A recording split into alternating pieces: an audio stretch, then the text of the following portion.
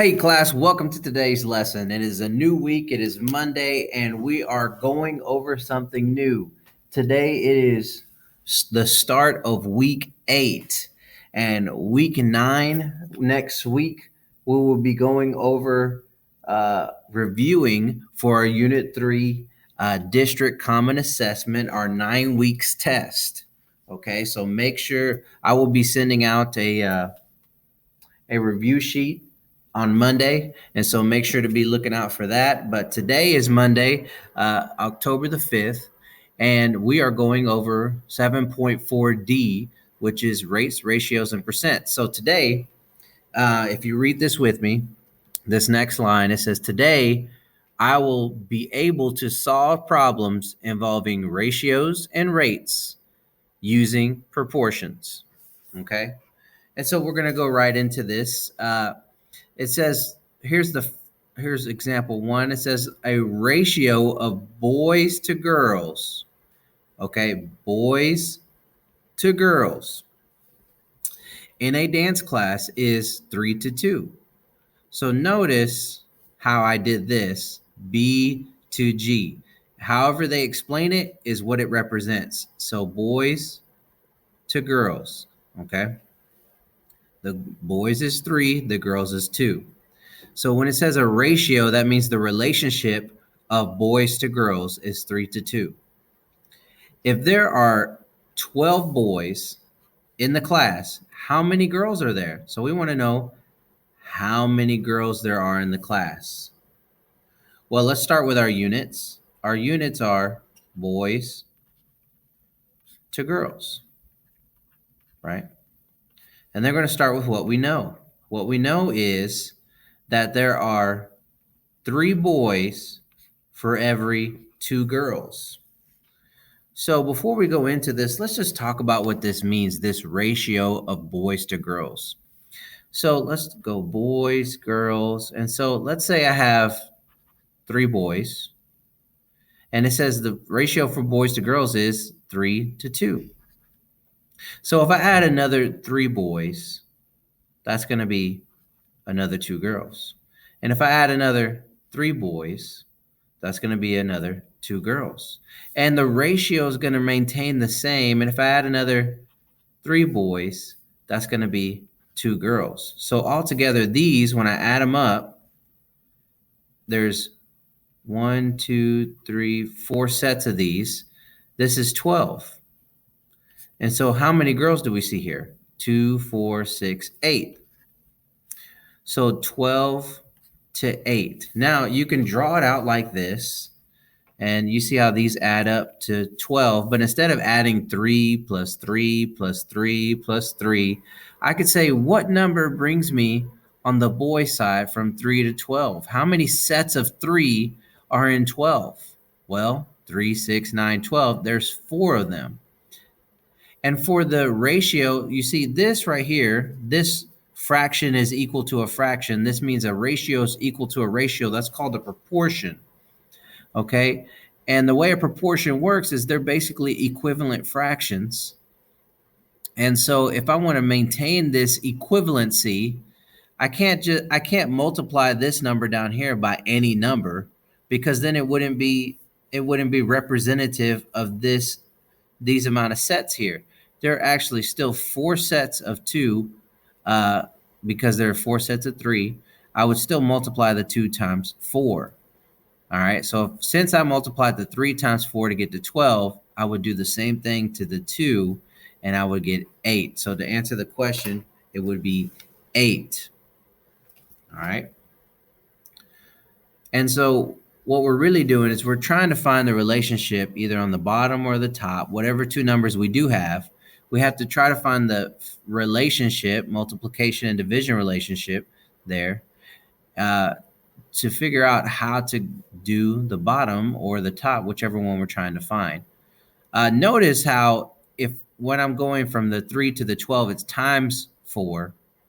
But if I were trying to go the opposite way, let's say they gave us 12 over 8, and they wanted to know what our ratio was, I would just go the other way. So I would go the other way, I would just then do the opposite the opposite operation, which is division. So same thing down here. To go from 8 to 2, I would do the opposite operation there. Okay. And that's going to come in handy with this next one. It says Rose, so this is 2. Rose buys 5 pounds of ground beef for $16.45. How much would 3 pounds, so how much would 3 pounds of ground beef cost at the same rate? Okay. So there's 2 different ways you can do this. The first way is you can find the unit rate, and then, so step 1 would be find the unit rate, and then step 2 would be to multiply. Okay. And the second way to do it is to set up a proportion. So I'm going to do it step 2 first, and then we can go into step 1, which kind of makes more sense. Is step 1 is kind of like both of them make sense. But step 1, step 1 is, not step 1. Strategy 1 is when you really know what you're doing. For example, I use this every day. Okay. But step 2 is helping you understand proportionality and what it means. And so let's say we have our units, which is dollars over pounds, LBS, pounds. And we have it's 1645 over 5 pounds. And that should be equal to whatever we get for 3 pounds. So this ratio between these two numbers needs to remain the same between these two numbers. Okay, let me delete that because I don't want to confuse you with this, but I was just pointing to them. Okay, so I can figure out what it takes to go from 5 to 3 by dividing. So let's see. So you can do this either way. I'm going to do it with the bigger one on the inside, only because, and so you need to recognize that whatever I get from my solution here, I'm going to multiply it times 3. So it's going to bring me this way. Okay, so I'm multiplying it times 3. All right, so whatever I'm multiplying 3 by to get to 5, I'm going to, that would be dividing by that same number to get to 3. Okay, so it goes into a 1 time. I don't have any more numbers. So it leaves over 2. So I'm going to create a decimal 0 and bring it down. Now it goes into 20. That would be 18, 3, 6, 9, 12, 15, 18. That'd be 6 times. And it leaves over 2. One more time. So 1.6. Okay. So I'm going to put 1.67. Or we can actually say, yeah, let's just keep it like that.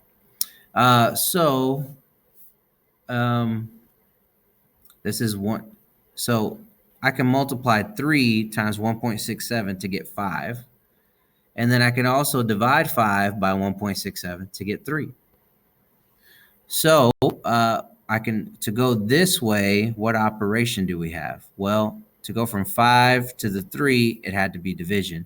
So I'm going to put divide by 1.67. All right. So I'm going to take this 1645 and divide it by 1.67. All right. And then we have, I got to do my multiples here.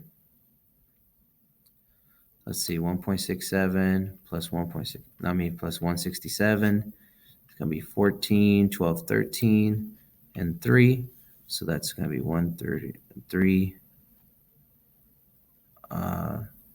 34. Because it doesn't go into 1, and it doesn't go into 6, and it doesn't go into 164. So we have to do 1,000. So 3, 6, 9, 12, 15. Let's do 167 times 6. That's going to be 35. It's going to be 36, 37, 38, 39. 6, 7, 8, 9. Okay.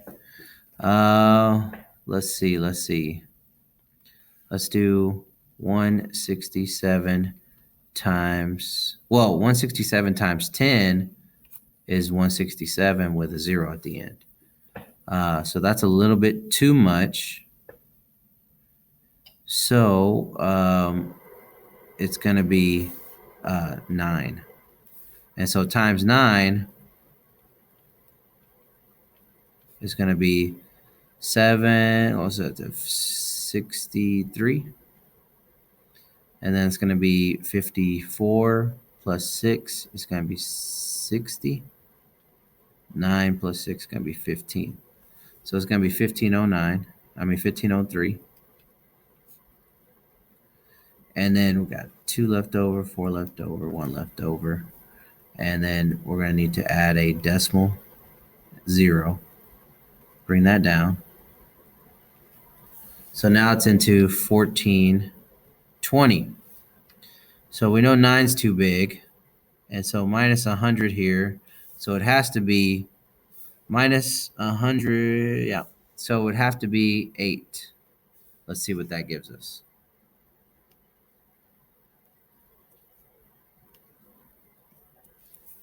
So we have 167 times 8.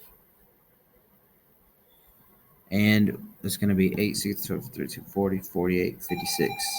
56. And then we have 8, 6, 24, 32, 40, 48. Plus 5 is 50, 48, 49, 50, 51, 52, 53. 53. 8 plus 5, 9, 10, 11, 12, 13. 13. Okay. So it will be 8, and that'll be 13, 36. And so we just need this one more here in order to figure out where we're going to be at. So let's see. Need to borrow this 2. Make that a 1. And then it's going to have 4. 3, 11, 10, 9, 8. Okay. And then I just need one more here. And it's going to be 840. So let's try 5. 35, 33, 5, 6, 7, 8. All right, so this is going to be this is going to be 5. And so this is going to be 9.85. So it's going to be $9.85. $9.85 in order to, that's what 3 pounds is going to cost. So if I were to write my statement here, it would be 3 pounds will be about $9.85. All right. So over here, what we could do is we could find the unit rate. So we could take 1645 and divide it by 5 pounds. So we're taking the total for 5 pounds. We're dividing it by those 5 pounds evenly. And that'll give me for 1 pound. So this will be 3, and that'd be 15. Bring up that decimal before I do anything. Leave over 1, bring down the 4, and this will be 2 because that's 10. Go down, and this will be 45, and that'll be 9. So 329 would be for 1 pound. So per pound, okay? And then I multiply that times the pounds that I'm looking for times 3. And so 9, 18, 27. This will be 6, 7, 8. This will be 9. 987. Okay. And so we got pretty close over here. This one's a little bit more accurate, and but you really have to keep track of what this means. Like you need to know why you divided this and what it means whenever you divide it. Okay. Here I know what it means because this says over here clearly dollars over pounds. All right. So make sure to keep track of what every number means when you do something like this, so that you don't get lost. So it's going to be per pound, and multiplying it times 3 pounds, and that's going to give me $1.87 for 3 pounds. Okay. So those are two different ways to do it. Let me draw a line there. Okay. So you can pause and review that. All right.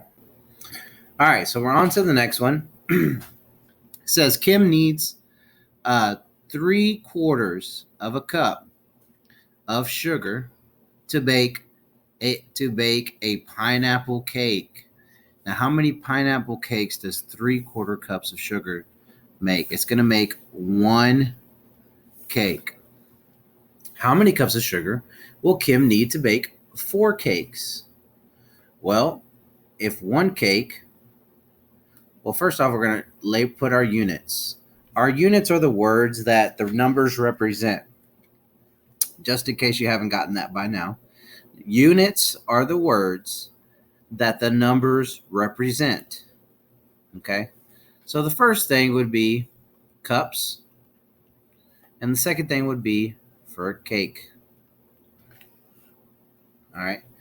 And what's known or what's given to us is that there are, I'm going to keep the same units, and then I'll set up my proportion.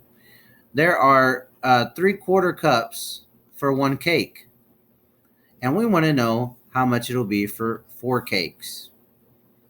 So if we think about this logically, what does this proportion mean? Okay, that means that this ratio right here is going to be equal to this ratio right here. And so every 1 cake is going to be 3/4 cup. And that ratio, the relationship between these two numbers, between cups and cake, needs to remain the same, equal, even though I increase the number of cakes. So if I do 1 cake, that's 3/4 cups. The second cake is going to be another 3/4 cups. The third cake is going to be another 3/4 cups. And the fourth cake is going to be another 3/4 cups of sugar. Okay? And so to figure out how many of these 4 cakes would take, how many cups of sugar these 4 cakes will take, I would either add these up, or another way to do it would be to multiply. So if I'm increasing my number of cakes by 4, then I can also increase my number of cups of sugar by 4. All right. And so I can either add all these up, draw a picture, but that gets kind of difficult, as you'll see tomorrow. As you'll see tomorrow, it gets kind of difficult. So we really need to understand that this proportion means that these ratios need to remain the same. And if I increase my number of 1 unit, I must also increase the other unit by the same amount, to maintain the same ratio. And so I would take 3/4 cups, and I'm multiplying it times 4, but I have to multiply it times 4/1 to make it a fraction. 4, 8, 12 over 4. And this is going to be how many? 12 divided by 4 doesn't go into 1, but it does go into 12 3 times. So this is going to be, it's going to actually be 3 cups of sugar. Let me double check my answer here. 4, 8, 12. Yes. So 3 cups of sugar. So 3 cups of sugar is needed to supply 4 cakes, pineapple cakes.